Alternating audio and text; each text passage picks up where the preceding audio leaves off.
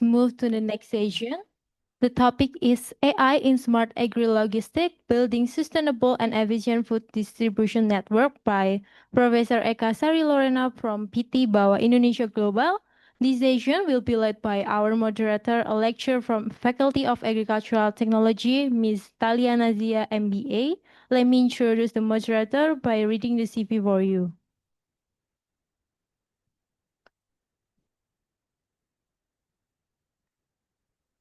Miss Talia completed her bachelor's and first master's degree at Universitas Gadjah Mada and pursued a second master's degree at the National Taiwan University of Science and Technology.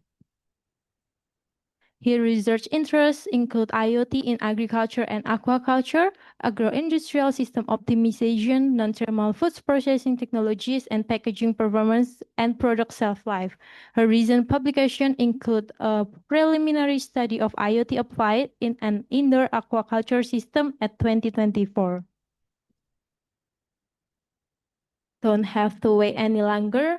Ms. Talia Nazia, MSc MBA, the time is yours. Okay, good afternoon, Professor Eka and team, and also everyone.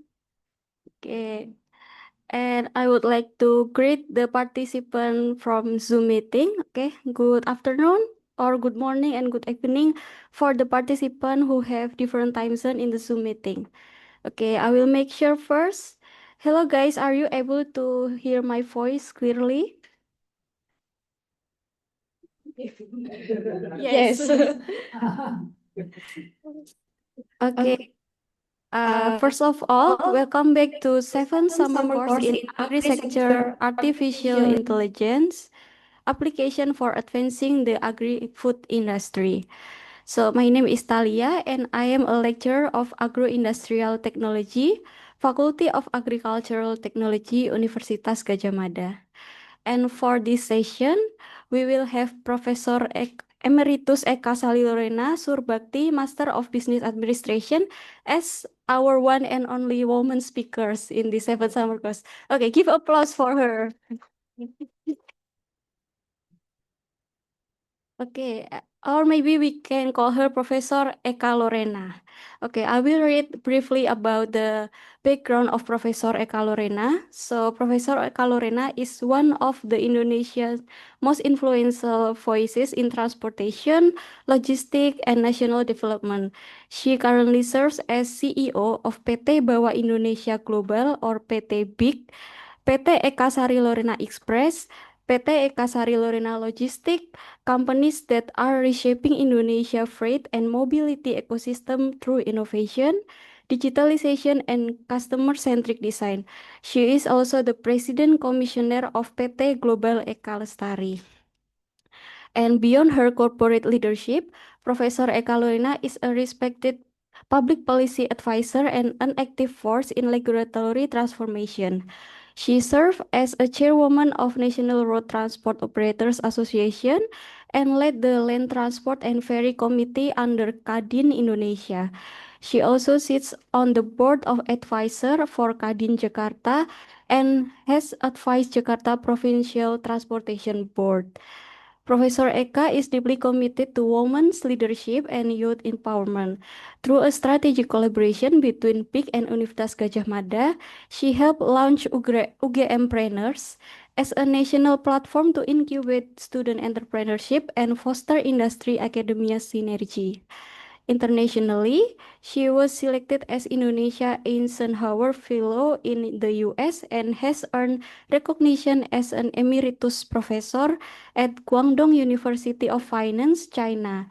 She also holds a Master of Business Administration degree from University of San Francisco and has completed executive education at Harvard Kennedy School and MIT Sloan School of Management. Combining legacy, innovation, and purpose, Professor Eka Lorena is a builder of system, people, and ideas that move nation forwards. And today, she will give a lecture about artificial intelligence in smart agri-logistic building sustainable and efficient food distribution networks. So, before we start, I would like to remind Professor Eka and all the participants that we will have 60 minutes for presentation. our lecture from Professor Eka and 25 minutes for the student to give question and discussion. Okay, so without any further ado, please welcome our speaker, Professor Eka Lorena. And now time is yours.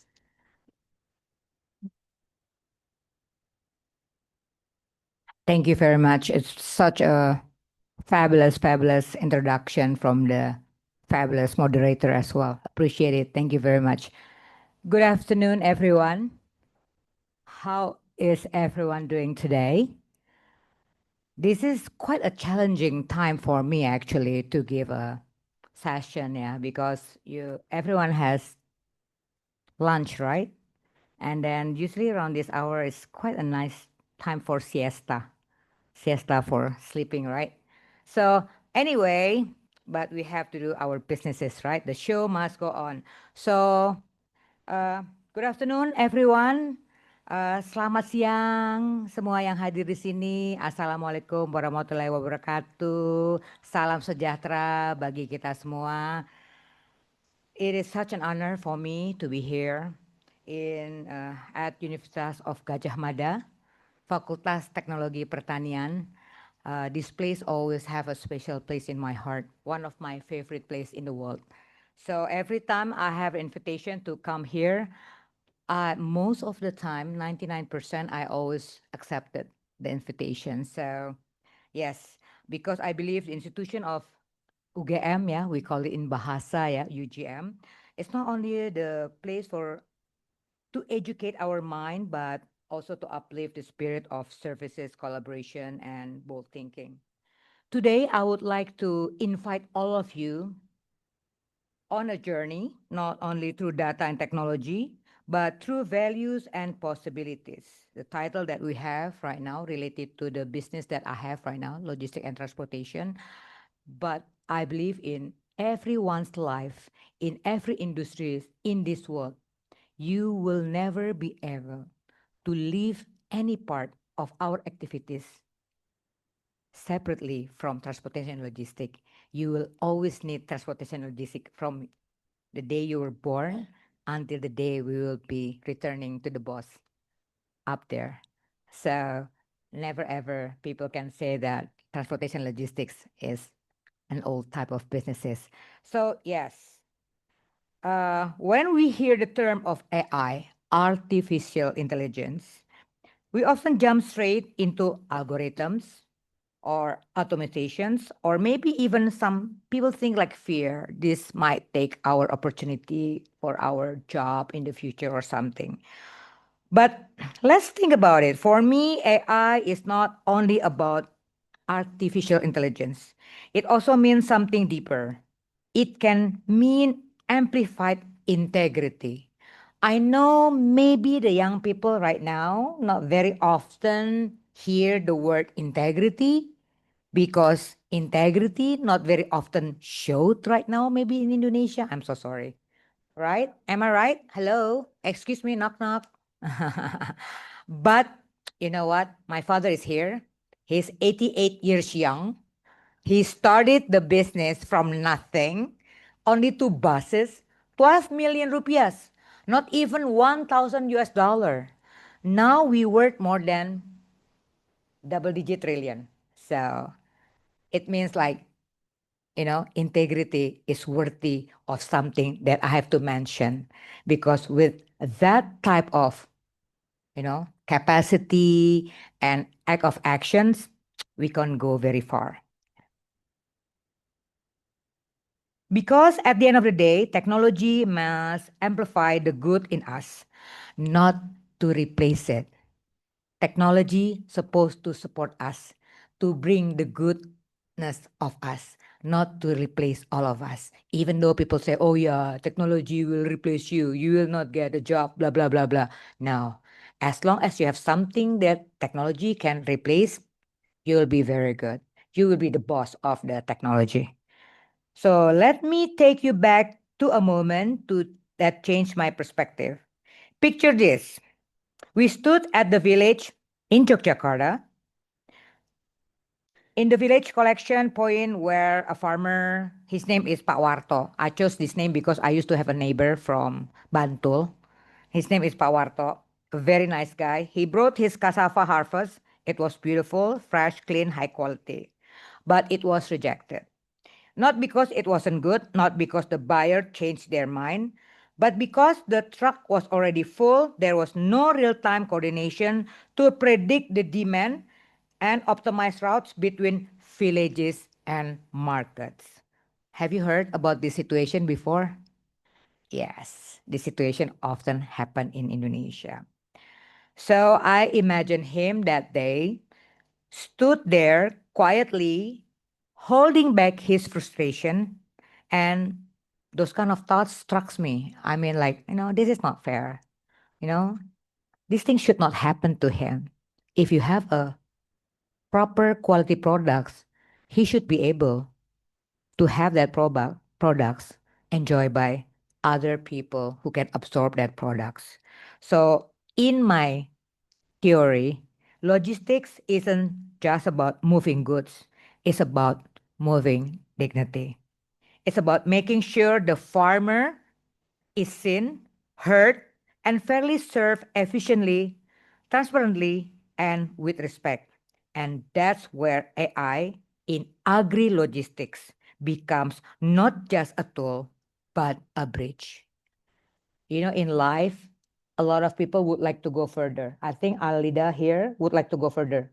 Or you just want to be here, like, whatever you are right now. No, you would like to go further. In order for us to go further, you have to go through some bridges, different type of bridges. So for me, the word bridges, I always put a highlight. Very crucial for us to grow, to solve some challenges that we have in order for us not only to survive, but to empower ourselves and to grow ourselves. So in this problem in agriculture industry, a bridge between surplus and shortage, a bridge between remote farms and growing cities, between waste and worth. Anybody here who are coming from a big city? Can you raise your hand? Big city? Big city? I'm a big city girl. Yeah, big city. Which big city? Yes, sir. Over there. From the capital of Yemen, Sana'a. Oh, big city. How many people living there? Around 6 million. 6 million. Big city. Anybody else? Jakarta is about 28 million people living in Jakarta. That's why very traffic. Don't come to Jakarta very often, please, because it will make Jakarta more traffic. I'm sorry. So, but we can see in other places there is no balance because some areas they have a lot and other areas they don't have a lot. That's why I said like the bridges is very crucial. That's why today's conversation is about more than just innovation, but it's all about alignment. Alignment between what we build and who we serve. So together today, let us explore how can we design AI-powered agri-logistics system that are not only smarter, faster, but also fair to everybody. Bring more justice. If it's not happening now, maybe we can try. It never hurts to try. You're young people. You should not say like, oh yeah, we have no hope. At least we should give a try. So we should have some system that give more justice for everyone. From the seed that we implanted to the shelf, from the farmer to the fork. So let us begin the journey. Next, the presentation. I have a very, what do you call that? Creative imagination. Anyone have a creative imagination? My mom always said like, oh my God, this girl, very creative, imagining something. I always have a very, very colorful imagination, including I was in Bali yesterday. I was in Bali because my friends from Vietnam, from Ho Chi Minh and from Hanoi came to Bali, so I have to be the good host for them. Yeah, 20 of them came from Vietnam, and then in the evening they flew back to Vietnam. And while we were in Bali, I have a chance to go to see the farmer, and I didn't see many changes yet. And like a couple months ago, I was in North Sumatra also. I met some of the farmers, and I saw their life also not much difference from the life that I saw with my own eyes like couple years ago. So I was imagining what if the farmer disappears? So I will imagine if I go to the supermarket, this is what I will see. Empty shell. No more chocolates, no more rice, no more ramen that I like while I was watching K-drama, eating ramen yum yum. And then no more all the coffee that I love, maybe from Aceh, coffee from Banyuwangi, Mandailing, right? So I was thinking like, wow, this is not good. And this might happen not because of war, not because of global pandemic. This is because the people who fed us were no longer there, or they're not longer able. So don't you think sometimes we take the farmer for granted? We only care about their products. We don't care about how they produce those commodities, right? And a lot of times when I met them, the middleman squeezed them to get the cheapest price, right? They don't care how much investment the farmer has put on their commodities. Am I right? So here's the paradox. We need them, but we don't really see them. So before we dive into AI and logistic and innovation, I want all of you to hold this image, this empty shelf, not as a dystopia, but as a mirror. A reminder how fragile the system that we have, how important for us to redesign with empathy, justice, and intelligence. Because nowadays, yeah, the world is so obsessed with the future. Wow, let's think about the future, future, future. But I think the most radical way for us to do right now to protect those who hold the past and fed us the present. It's very important to us. So next slide.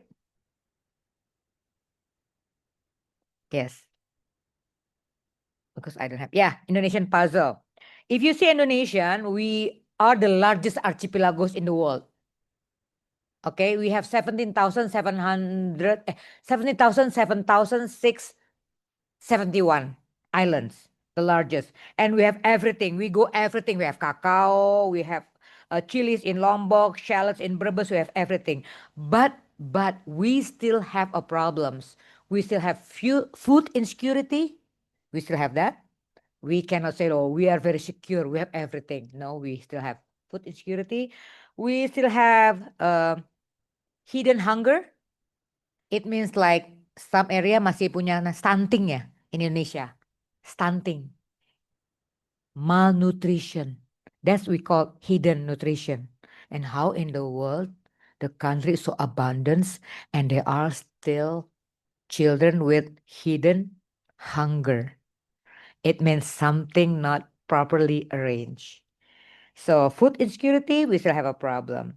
So it means like there are some puzzle of fragmentation here happen in Indonesia.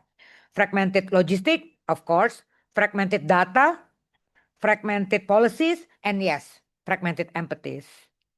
Yeah. Nowadays, the young ones maybe care more about social media than empathies. I don't know. I don't know in UGM, but I think we should establish more about fragmented empathies because a chili harvest may, flourish in Sumba, but in Jakarta, we still need more chili padi for sambal. And then I was in Sumatra last year. The farmer came to me, Ibu, Mau beli nggak ini carrot very cheap? Karena because the carrot overflow, the price is so cheap, it's like lower than their investment, so they just throw the carrot in the road. And this is what happened. And in Papua, people still need carrot. In Sumba, people still need carrot. That is a sad fact, right? So, yes, it's a challenge with, I think, not only me as the senior has to think about it, everyone here should be taking part of it. So, what if AI could help us not to predict, but also to connect? Not only just to automate, but to amplify what already exists in our farmers, in our networks, in our cultures of Gotong Royong, to be, embraced to a better future for all of us. So next. Okay, this is the picture that I have about the broken bridge. This is the problems. Okay, the production. Okay, the farmer. Okay, they grow the farmer based on habit, not based on what is really needed. Right? Oh, I've been doing this growing thingy since my grandparents, like this way, that way, blah, blah, blah. But they don't really understand what's going on. They lack of price signals. They don't have the proper understanding about weather forecast or access to adaptive technology. And the result, oversupply of the wrong products, undersupply of what actually needed. Secondly, prediction. Wow, prediction. Because lack of data supply or the data used is outdated, or the data they have is not used properly, well, the forecast is beyond what they're supposed to be used. So everyone don't synchronize the harvest cycles. Don't synchronize with logistic capacity or retail demand. So the logistic cannot capture the commodity because we don't have the information, and they cannot connect to the logistic because they don't know where's the logistic, because nobody knows the information, and then the retail demand doesn't know how to get the commodity as well because there are no information regarding the commodities. So everyone is a bit lost. Tada! Salah siapa? Ini salah siapa? Yeah. So that's the problem, right? Because I'm in logistics, I have office throughout Indonesia. I have currently about 450 office in 37 provinces. And we need customers, of course, because every day those vehicles, those mode of transportation need to be fulfilled by goods, right? So actually, if we have all the proper information between each others, all the stakeholders, that will be perfect. We can, make the price more efficient, because if you have proper numbers of customers, you can have a better price offered, right? And so the producer can offer a better prices because they know all of their products can be absorbed. Everybody can operate more efficiently. But yet, this is still tricky. We haven't achieved that. The third point is distribution. Wow, when you're talking about agriculture, you have to highlight about cold chain. Oke? Yang di sini coba yang orang Indonesia boleh nanya nggak ya? Kira-kira di pengkolan kalian ada yang kelihatan nggak cold chain itu ada di Indonesia? Anybody can see the cold chain easily in Indonesia? No. If you're talking about agriculture, if you're talking about the production of agriculture, cold chain should be the priority. And we are not ready with that. So that's why sustainability is not there. Efficiency is not there. Effectiveness is not there. And we are not competitive because the 3 points that I just mentioned are not there. And talking about Indonesia is very difficult because I travel in all of the provinces in Indonesia, including to Anambas, to Natuna. Anybody has been to Anambas, Natuna? Anybody know where is Anambas and Natuna? Oh my God. You guys have to change your passport, man. You know? Where is Anambas and Natuna? Who knows? I will traktir. Rio Island? Rio Island where? Near where? Tell me. I traktir. Kira-kira, how far from Vietnam?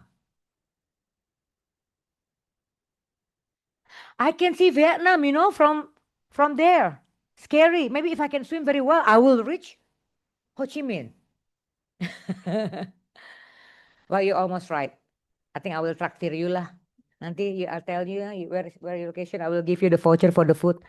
Yes, it's in Kepri, Kepulauan Riau. Kepulauan Riau, Anambas and Natuna. I was there. Very nice. They have a very nice coconut. A lot of coconuts. Wow. I can drink fresh coconuts. Very cheap. And people told me like, Ibu, you want a coconut? Take it lah. For free. Nobody wants it.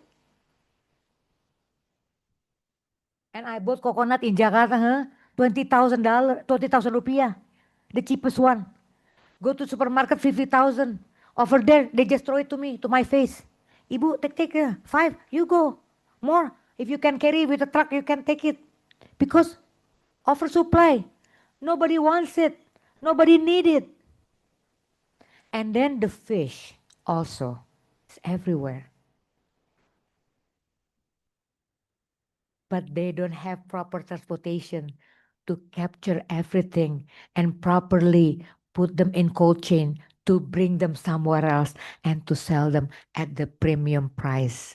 What a pity, right? Because I travel so much. So yes, distribution. Next. So yeah, anyone know about middleman in Indonesia? Yeah. McLaren, we call it in Indonesia, McLaren. For people who are not from Indonesia, we call our middleman is McLaren. Yeah, the family of, the Formula One, it's our family, McLaren, the middleman.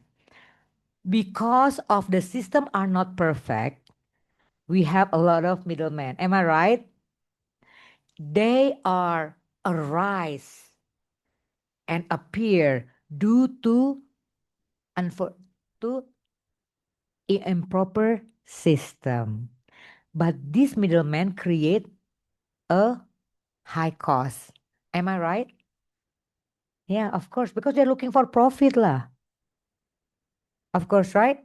So, but these middlemen, they don't prepare themselves with the proper support system. No cold chain, no proper tracking oftentimes. So the price is soaring up, but the quality cannot reach the premium one. Am I right? If I'm not right, please correct me. Yeah.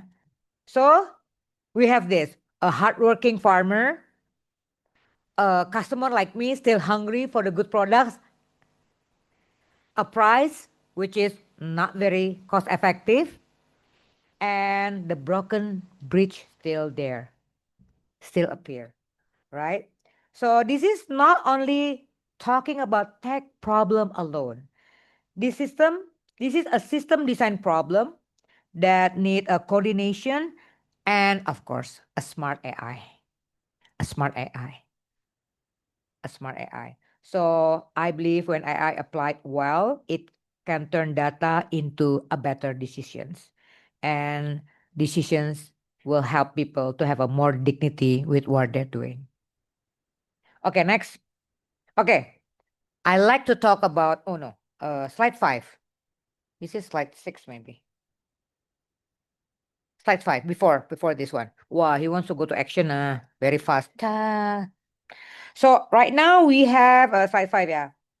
Currently we are doing like reactive, yeah. Currently we are doing reactive.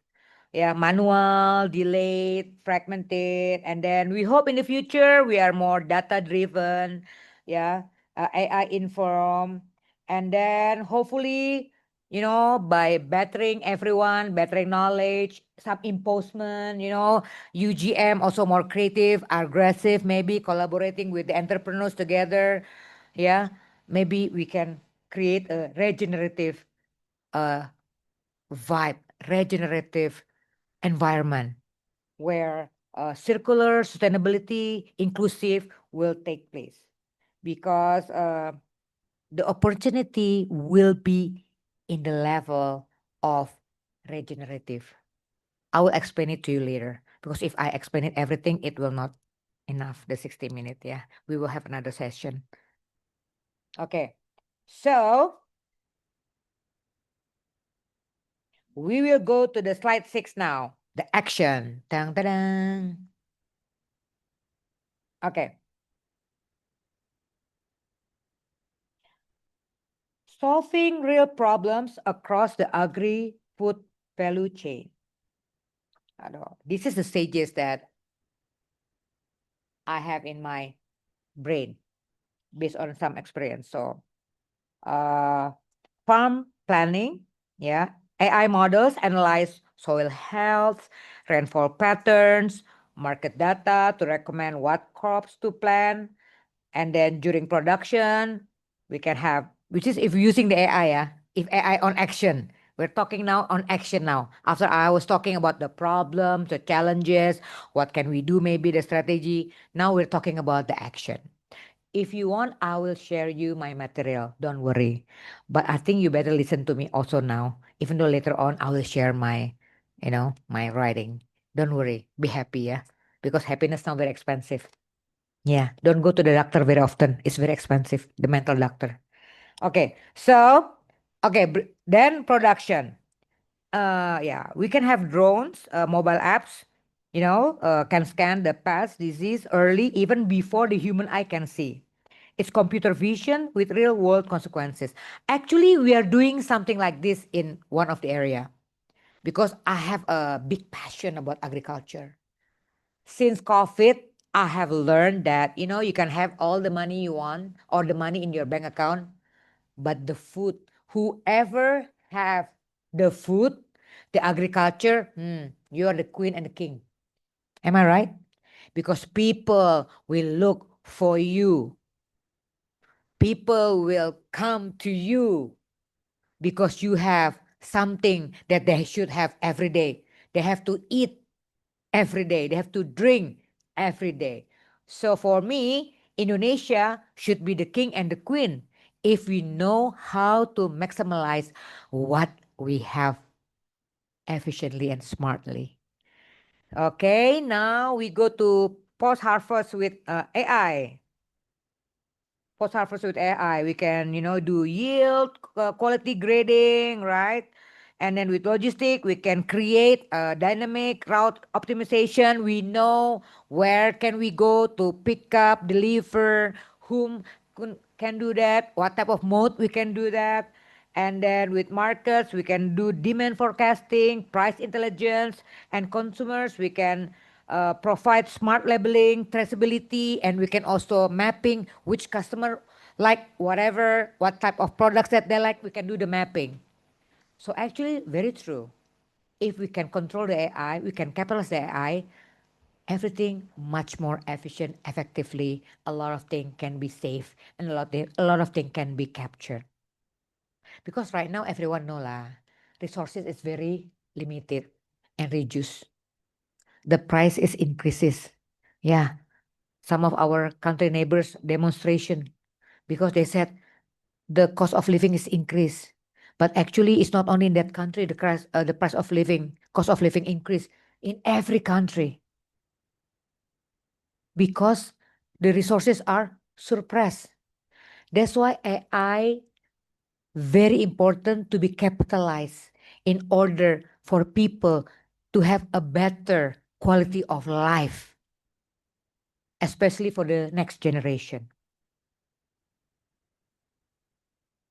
So, slide number 7, almost done. Be patient with me. You guys, still okay? Have some water. Breathe. Namaste. Okay, 3. Okay. Okay. Massage your friends. Okay. Not to the boy. Yeah, okay. The girl with the girl, the boy with the boy. Okay. Massage each other. So you guys will still awake. Okay.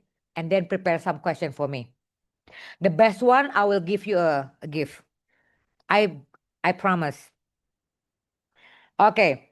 So, okay, what is now next? What is the vision for Indonesia now? What is the vision about Indonesia? Because my task is about Indonesia, right? I haven't have the task for Southeast Asia. So what is the task for Indonesia? What is the vision for Indonesia after the slide, the first slide until the sixth slide that I have shared to all of you? So of course, we would like to build a smart, sustainable agri-logistic ecosystem. Anybody agree with me? It has to be that approach. If we would like to survive, we're not talking about being great here. In order to survive, then sustain and grow ourselves. So let's imagine that, okay, Indonesia is a vast archipelago, rich country, rich in farmers, but full of fragmentation. Many challenges, right? Fragmentation. So, okay, from a chili farmer in Bajawa, tempe vendor in Bandung. Who likes tempe here? Anybody like tempe? Anybody don't like tempe? I will be very angry. You don't know tempe? Oh my God, please elaborate them after this and give them some tempe. Yeah, don't forget. It's good for you. Min. Okay, Min. You don't like tempe?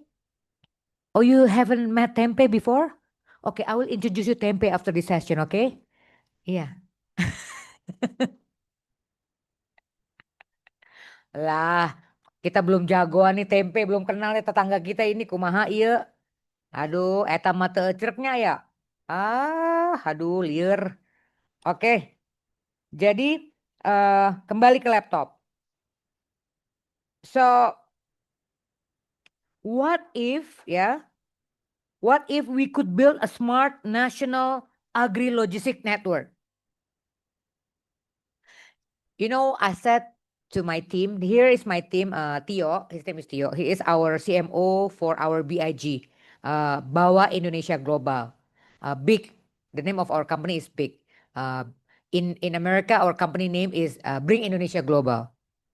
In Indonesia, our name is Bring in Bawa Indonesia Global, but big. Why the name of the company big? Because everybody like to have their life to be big, not to be big in the body, of course, but big in the business, big success. Am I right?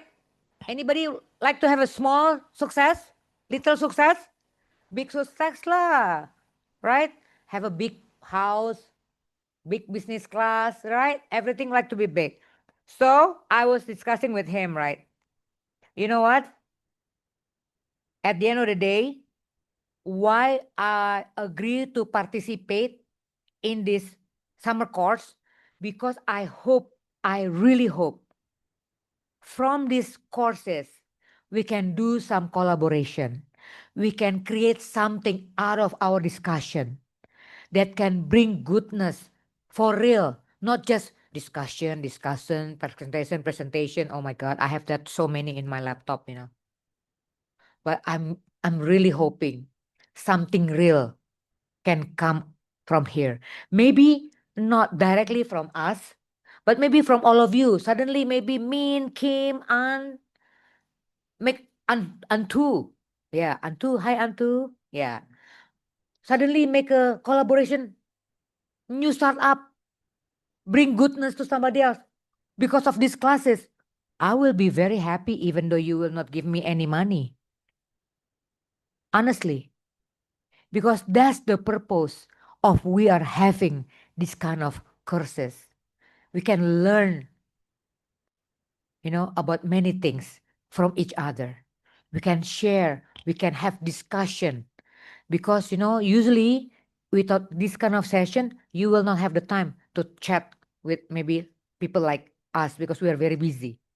But here we spend time ready to be questioned regarding the material that we share with you. Okay, so the vision start with connecting the disconnected. Agree? Okay, small farmers often lack access to insight, credit, and market signals. Logistic players lack real-time data on freshness, volume, and changing routers.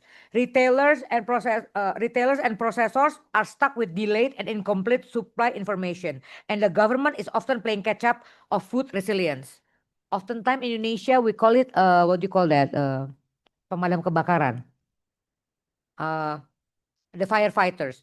The problem appear, then somebody trying to be very busy to water the fire.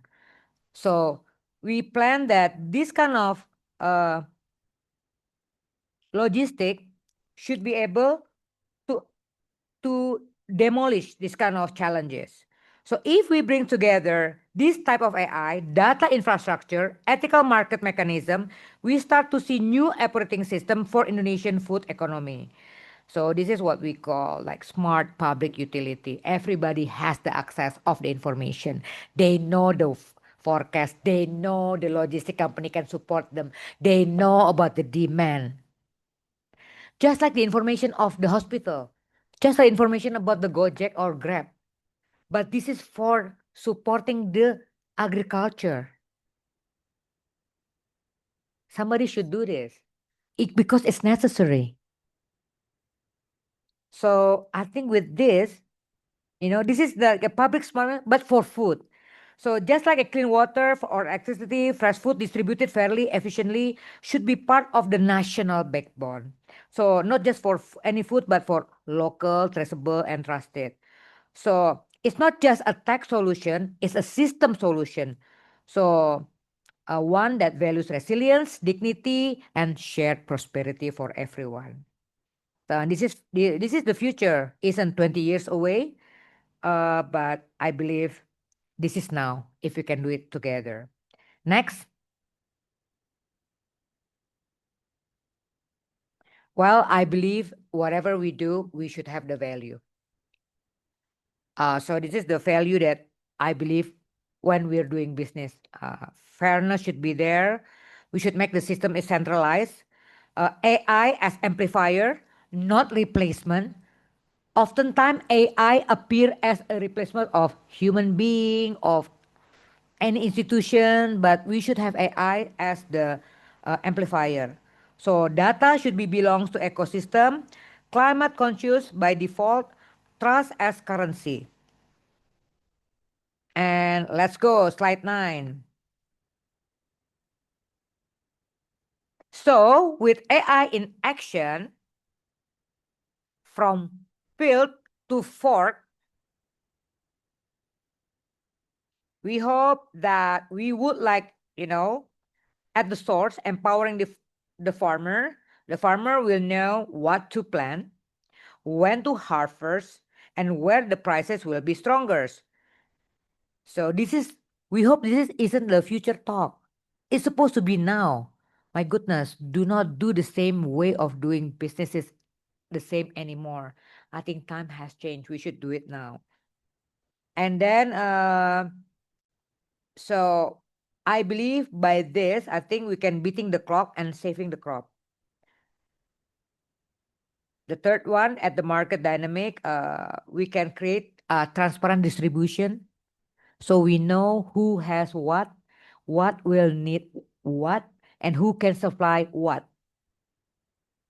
Because right now, I think too many middlemen, and the one who gain profit is just several groups, not, the proper ones should receive the benefit.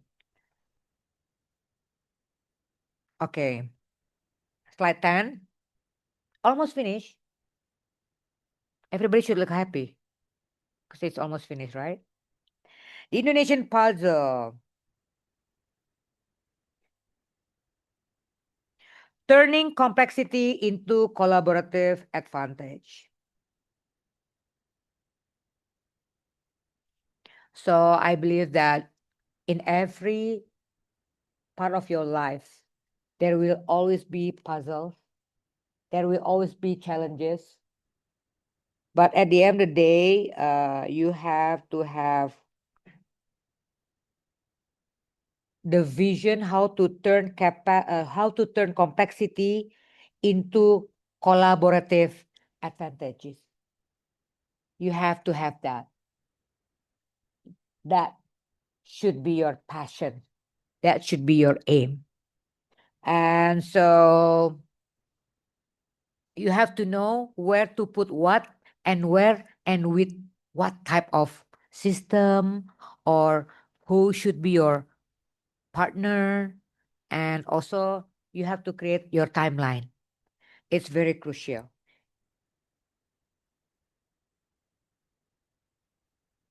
Why we call it puzzle? Because yeah, life is always not simple, often messy.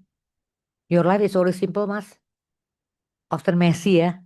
Pusing kan, kadang-kadang rambut kita aja suka messy. Padahal disisir masih juga tidak sesuai arahnya. So, and often unpredictable, and often inefficient. That's why we call it why, we have to have the Indonesian puzzle reimagined. Okay, almost ini. Last one. So, what if the puzzle isn't a weakness? What if this is our collaborative advantage? So, this is where AI-driven smart logistics becomes powerful, not by replacing our uniqueness, but by amplifying it. We are not here to standardize everything. We are here to orchestrate it better, helping farmers to know where demand will rise before it happens, matching harvests to the right routes and market in real time, giving every actor, from trucker to every shop's kelontong, a voice in value chain. The puzzle never meant to be solved by one hand. It meant to be co-created piece by piece, from the grassroots to the cloud, from the wisdom to algorithms, for Indonesia by Indonesia. So, last but not least,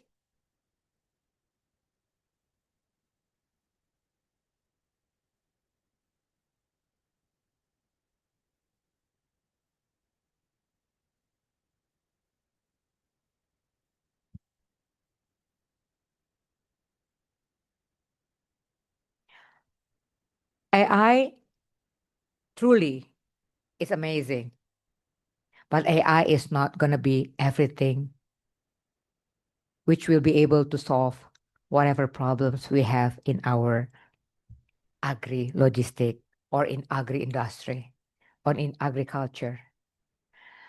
But by understanding the challenges that we have, the potential that we have, and the potential that AI propose, and how we collaborate together with the 6 stakeholders in our life. Before it's 5 ya, pentahelix ya. Now become 6 hexagonal helix ya.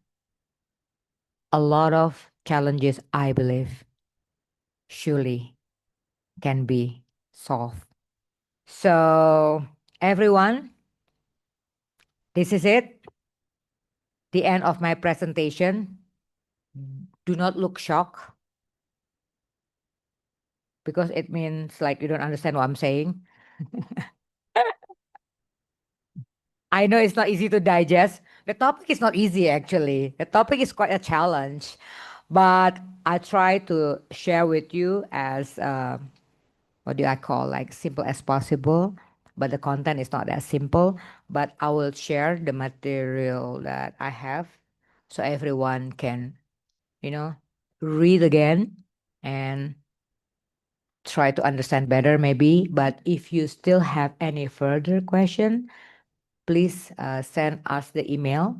I will try to answer them, each one of them.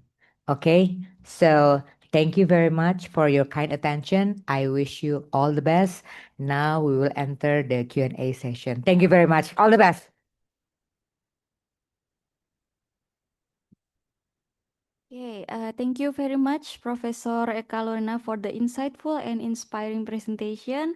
We truly appreciate the time and effort that you've taken to share your knowledge and experience, especially in the logistic.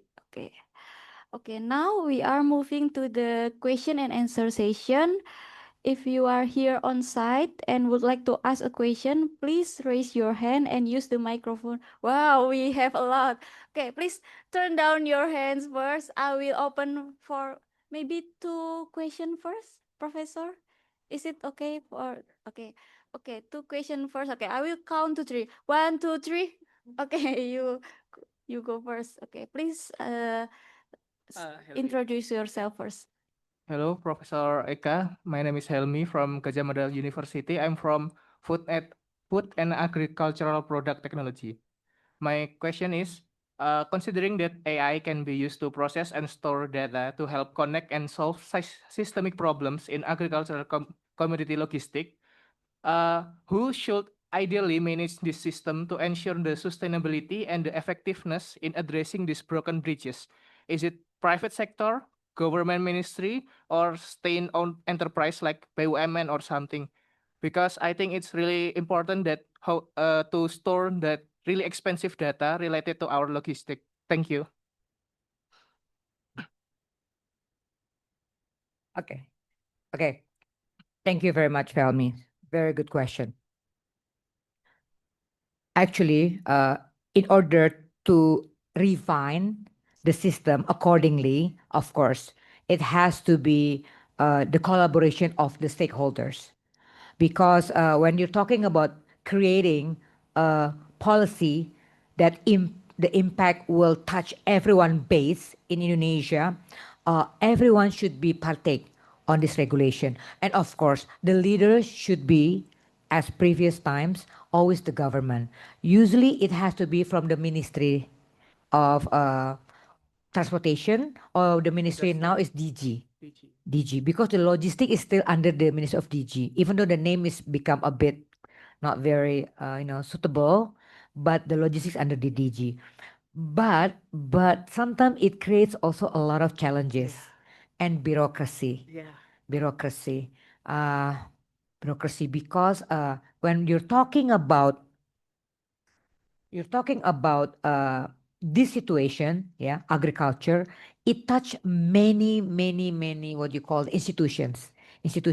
We're talking about from the central board, right? The central government, and then you talk about the first tier government, second tier government, plus again also the state enterprises that related to us, including the port, right? Correct? The port, and also the sampai ke like the region, Bupati, Wali Kota, right? The regency, the mayor, right? And then also the camat, everyone, right? The head of the. So, yes, for me, my answer will be number one, the Minister of Transportation and the Minister of DG should make the proper policy to impose that everyone below them, should collaborate and support that. Number one, the information data collected, and then the system should be designed, run, and everyone should be part of it. Number two, I believe that if my first answer will take a lot of time to proceed, I believe the association, maybe the entrepreneurs collaborate with the farmers first, and then they should work together hand in hand at the beginning. And then if they need the support from the regulator, where the regulator can support, they should, in discussion with the regulators, because sometimes, working with the regulators will take a bit longer of times. I think that's my best answer. Thank you so much. Thank you. That's really answer my question. Okay, thank you, Helmi and Professor Eka. And for the next question, okay, I will count to three and please raise your hand. Yeah. Oh, we also have two questions from the online participant. Maybe we will accommodate first for the online participant. Yeah. Okay. This is the question from Tan Yuxian. Okay. Good afternoon, Professor. Your lecture is interesting and your speech is insightful.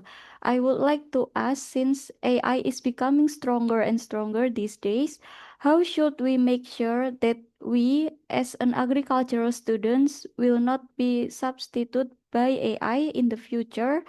And how should we make use of AI to improve and expand the business, for especially agribusiness? Okay. Another very good very good question. Well, I taught my children. This is one of my children. This is my daughter, Loretta. Loretta, say hi to everybody. She graduated from China. My first one graduated from America. The second one graduated from China. So I taught my children that at the end of the day, we have to accept that technology will take a bigger part on our life and our businesses.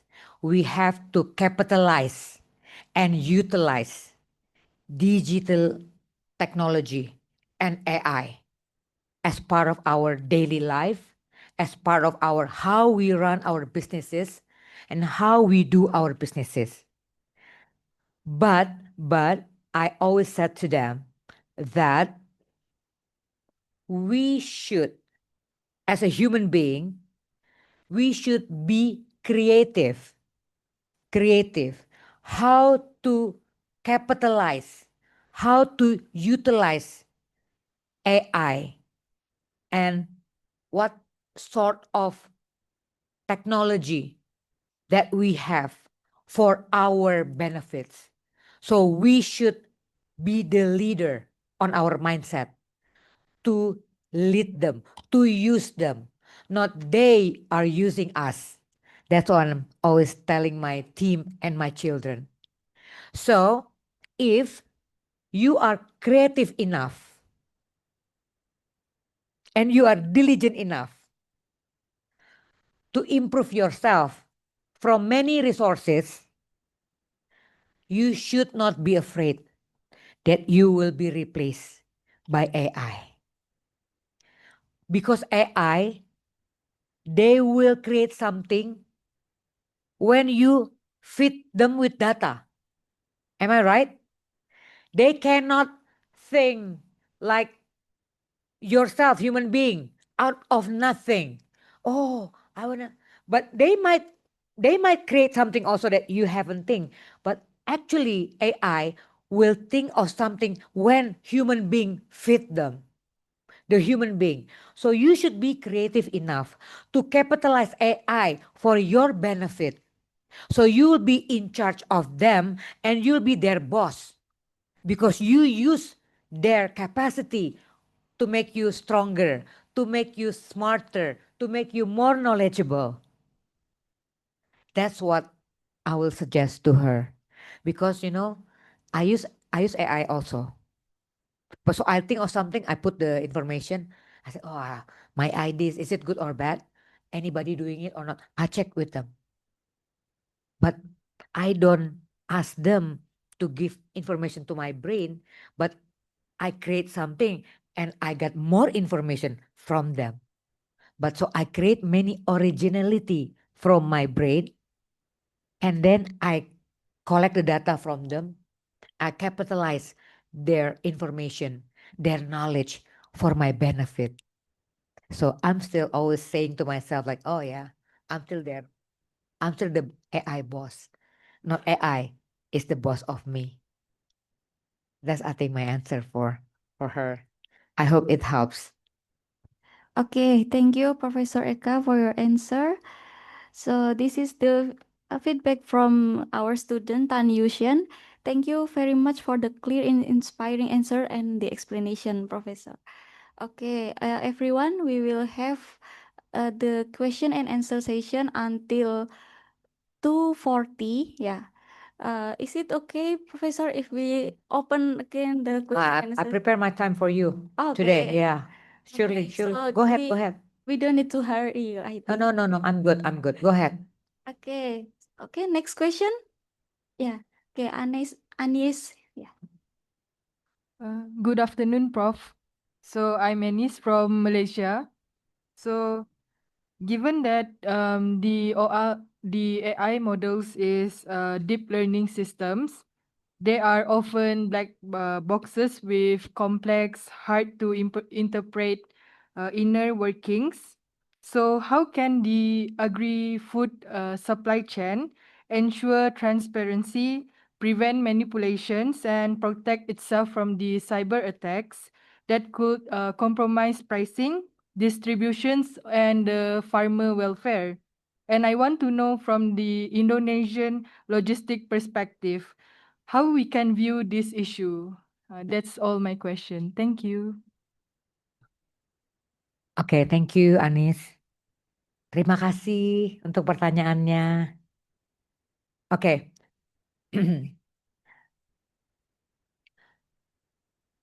First of all, AI, they will process the information accordingly based on the data that we feed them.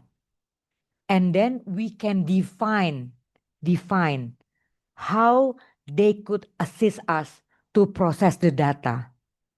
Like which level of transparency that we would like AI to serve us, we can define those kind of system for us. So on my experiences, the AI, the data that they process, we can design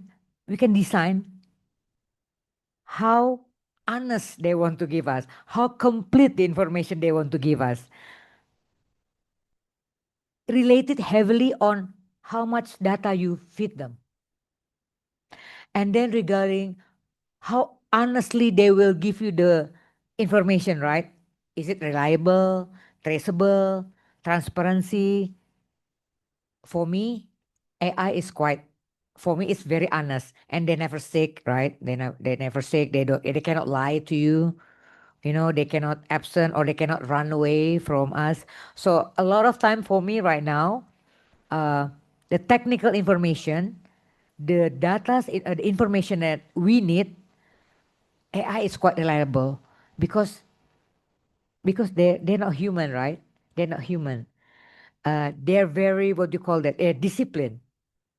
They're very disciplined. But you have to create also a system to make sure to protect that the AI is like well protected.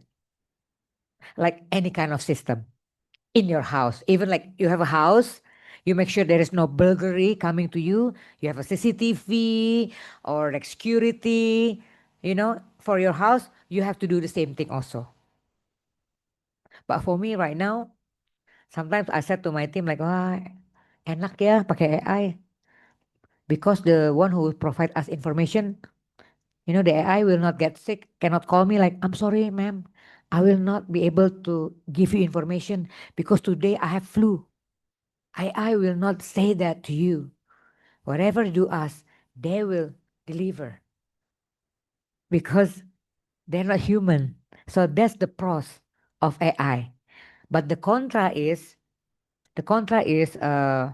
maybe not everything, but maybe there are some uh, area of works will be absorbed, by AI. Like honestly, in my company, I used to work a lot with marketing companies. They always come with a full team, video, blah blah blah blah blah blah. But now we just hire several people, work with application. We can have ringtone, everything by application. Only like two people doing it with apps. No more working with a big marketing company. With the AI, simplified our budgeting, yet can accomplish so much things in the marketing side. That's for example. I hope I can answer your question. Yes. Okay, which part you're confused? I'm not confused. I'm just curious about the supply chain because Supply chain. Oh yeah, for logistic. yeah. Okay, for logistic right now, we're using it, the AI, to more. It depends on your size of the company, but logistic we are using it, of course, for efficiency. Number one. Number two, to efficiency to capitalize our investment, like the fleet, the offices, including also optimize our human resources. Number four, also we monitor also all type of, what do you call, like extra assets also with the AI also. So many other things that now how we can maximize all the activities that we do in supply chain logistic internally, externally, big help from the AI. And it's very effective, and the investment is not that big compared to like many years ago with digitalization. Oh my God, it's like very high tech, very expensive. Nowadays, everything more simplified, more simplified. So, Prof, all data is inside the AI, include the internal asset and everything. Yeah, yeah. You have to have, well, you have to have your own cloud. I think in the world, nothing is really like safe, 100 million%. What if the data one day will be like outside? Okay, usually you have to have like several backups or leak out or leak Leaking. out. Yeah, there are always possibilities of leak out of data. So the supply chain will be prepared for this. Yes, you have to. Okay. Yeah, or the data is not working accordingly. Also, we have to prepare. Okay. Yeah. Thank you, Prof. Yes. Thank you. Thank you. Yeah, I'm also a pilot, so I also prepare how if I for me all by system, right? Pilot, but we also prepare if all the system is not working, we have to do it manual. Still, we have to prepare for that. I see. Okay, thank you, Prof. Even though the world is like, oh, high tech, you have to still prepare Yeah, for the worst scenario. plan B. Yeah, plan B. Thank Very you. true. Yes. Thank you. Okay, thank you, Anis, for your question, and also for Professor Eka for the answer. And the next question is from online participant. Yeah, this is a long question. Yeah, I think it's gonna be the last question, or if we still have time, we will open one question after this. Okay. Ih, yang mana, Prof? Yang online dulu ya, Prof? Oh, I see. After this, okay. Okay, after this, yeah. Okay. Okay, this question is from Fania Yuliana. Okay, thank you for the great explanation, Professor. A lot of farmers have high quality agricultural products but have no interest to distribute their products because of the complicated procedure such as quality control, confused about how to store their products properly, and afraid that their products can achieve high price in the market. Simply, they don't want to invest more money but achieve less profit. The question is how to persuade farmers to start improve their farming system from land to storage and make them trust the market can give them good profit. Okay. Okay. One of our objective in BIG is empowering small medium enterprises. So we have some experiences how we transform the traditional small medium enterprises to digitalize their marketing tools. So we work with 28,000 small medium enterprises right now from all over Indonesia, from all over Indonesia. So number one, usually I usually to change their mindset. Usually we will work with the local government, and also several institution,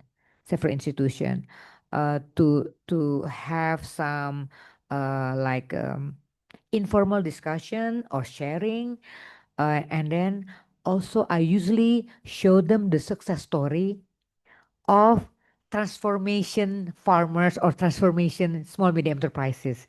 Usually, if they listen or saw their friends who are similar like them but transform themselves to use a modern system, a different system that we think it will better them, they will be more eager to transform themselves instead of us telling them like, oh, this is good, this is good. For them it's like, yeah, you're not us, you're different. Usually, okay, we talk with them informally, we invite them also, but usually we will have, some, events where the same what do you call that, small medium enterprises or the same farmers like them who are successfully transformed themselves because they're doing a different strategy, and they can discuss with them, they learn from each other, and usually those strategies are working efficiently. Yes, that's my strategies usually. Thank you. Okay, thank you, Professor, for your answer. So the farmers need to see the real listen, see, yeah. I see. Okay, last question maybe from, yeah. Okay, please introduce yourself first. Do you have microphone on?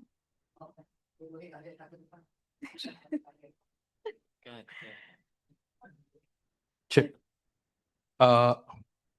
Let me introduce myself. My name is Michael Karol Jaksono. I'm from Gadjah Mada University, Indonesia. Saya pikir di luar negeri kamu itu ternyata orang Indonesia toh. Alah, Mau pakai bahasa Indonesia atau Inggris saja? boleh apa aja boleh. Inggris Bahasa saja Jawa biar jangan ya, biar saya teman biar teman-teman Monggo Mas. paham. Oke. Oke. So first of all, I want to appreciate for your time coming here. I really love your speech, and I want to ask you about entrepreneur because and some entrepreneur problem because I work with my team and is one of my team Anta, and we were working on small research team focus on pest control and vanilla. But the problem is we are currently working on a product with a potential impact, and the government, more accurately, BRIN, Badan Research Indonesia Negara, offer us 5 million rupiah, but we kindly decline it because it's not enough to fund our project. And when in the development problem like this, in your experience, what alternative should early stage team consider when seeking more strategic or meaningful support either from private sector or companies or personal network? And lastly, can you name one book for us young entrepreneur to read? Thank you. Okay, thank you. Okay, yeah. Well, actually, a lot of small medium enterprises supported right now available. I know a couple of them, including ourselves, BIG. As you know, we have a collaboration with FTP, UGM Planners. I think you know that. So this is gonna be our fourth batch this coming October to December. Now we have last batch. We have about 24 students from 17 faculties. At the beginning, the first batch only from faculty technology of agriculture, and then the second batch and third batch suddenly from every faculties. My goodness, I didn't know everyone in UGM so smart, and then they can make pitch deck. They can make a proper business proposal. Unfortunately, when I would like to invest in the first batch, I would like to invest one company, second batch, two companies, the third batch is three companies. The problem is they don't want to do it like continuously. And we cannot invest in a company whose CEO doesn't want to be there like 24 hours, I mean like be there like permanently, right? So yes, maybe you can share. You can email to us your like pitch deck, and then I will also share to you the other institution that might potentially support you, like Wismilak Group also. I know several of other institutions that work together with us to support a startup because that's what our goals as well, and also in from Chamber of Commerce, because I'm part of Chamber of Commerce also Indonesia. I think I will give you the names as well, and we can try. You'll never know. As entrepreneurs, one words you have to remember: never, never, never, ever, ever, ever, ever give up. That's the motto. Okay, it helps. All right.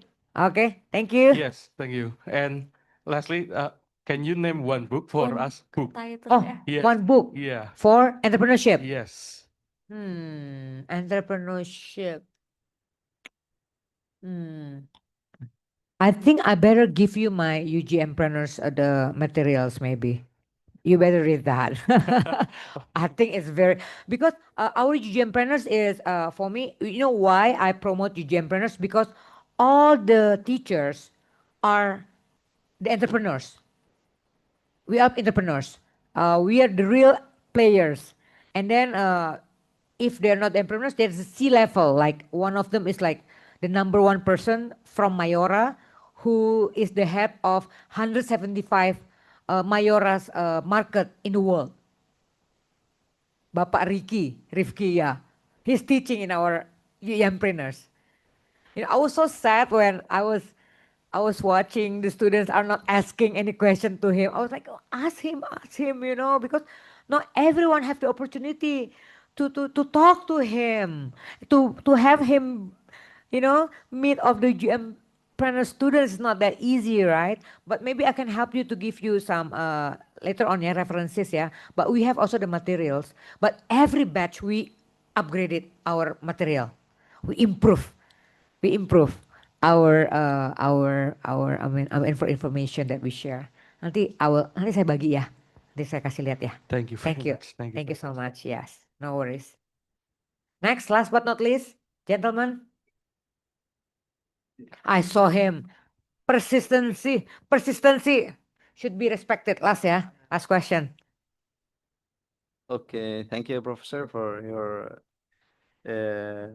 brilliant presentation. Actually, I love your style. Thank you. So my name is Abdullah. I'm from Yemen. I came from computer science major.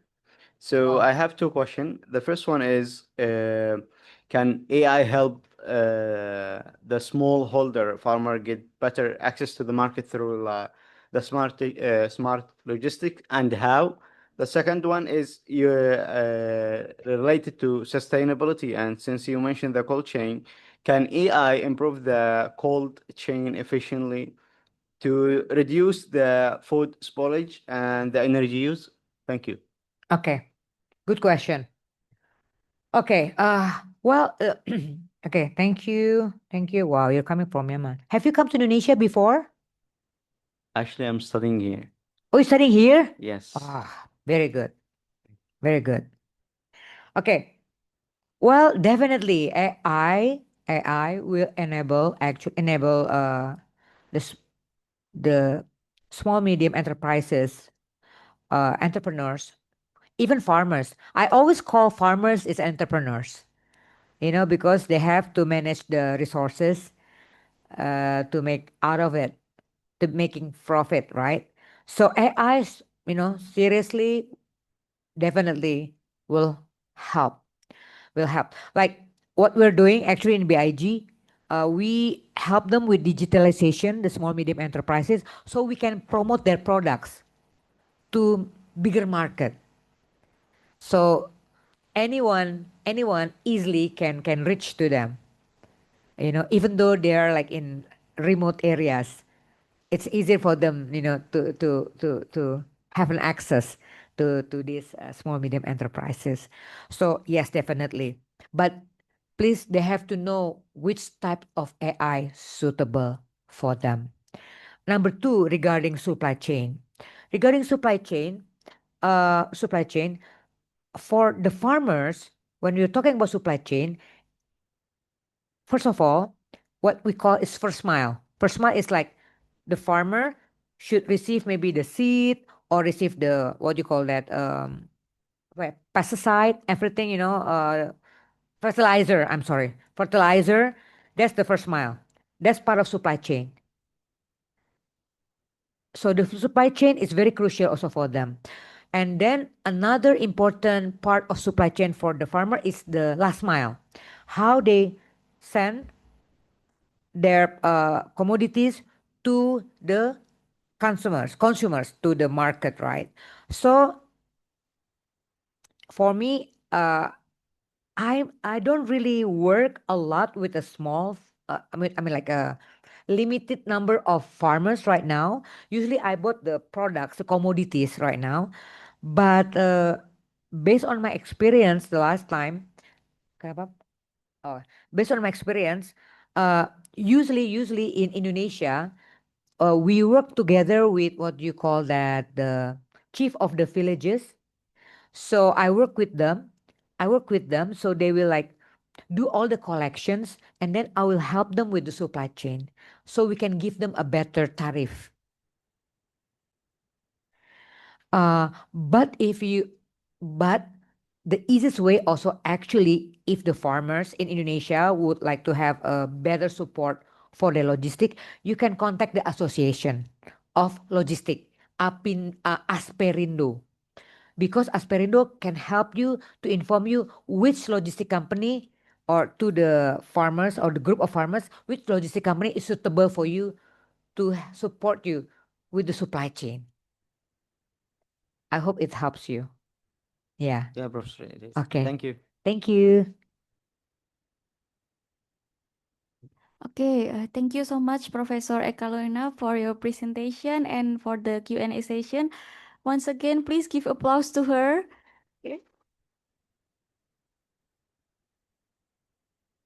Okay, I think among all the course session, this one is where all the participant is very active. Okay. Also, yeah. Also from the online participant, we still have some question that not yet delivered. Yeah, but that's okay because we have time limitation. Yeah. Okay. Okay, everyone, I will make a short wrap up about this session. So, in this insightful presentation, Professor Eka Lorena explores the urgent challenge and transformative opportunities in Indonesia's agricultural and food distribution system. Despite Indonesian natural abundance, persistent inefficiency and mismatch in production, prediction, and distribution hinder progress, because supply chain is not just about goods, it also involves the flow of information like demands, forecast, inventory level, and delivery schedule. Okay. So, and by that, we can conclude the presentation and Q&A session. And I would like to once again extend our deepest appreciation to our speaker for the valuable insight and share today. And for the participants, both on site and online, thank you for your active engagement. We hope this session has been informative and enriching for everyone. Thank you for your time and attention. Okay. Okay, next. So thank you so much to Professor Sari Lorena for being an insightful lecturer for this AI in Smart Agri-Logistics. And we would like to give the appreciation certificate that will be given, symbolized by our moderator. So please, Bu Talia, can go to the front.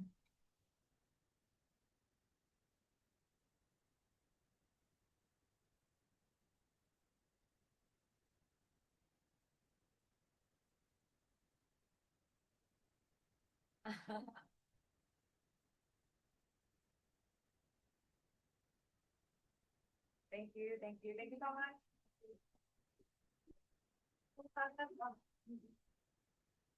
Terima kasih.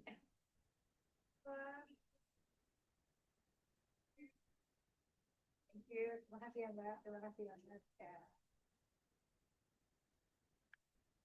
And also, we would like to thank Budalia Nadiha, MSc MBA, who led the discussions before, and the certificate of appreciation will be given by the chairman of the 7th Summer Course Program, Dr. Viameta Ayu Purwandari.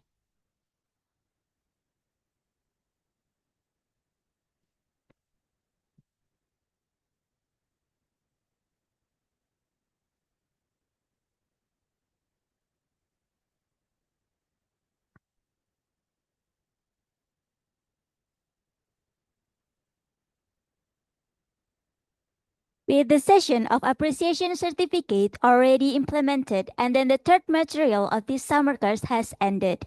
For operators, you may stop the recording. Thank you. We also remind you to fill the attendance form for this third session by scanning the QR code provided by the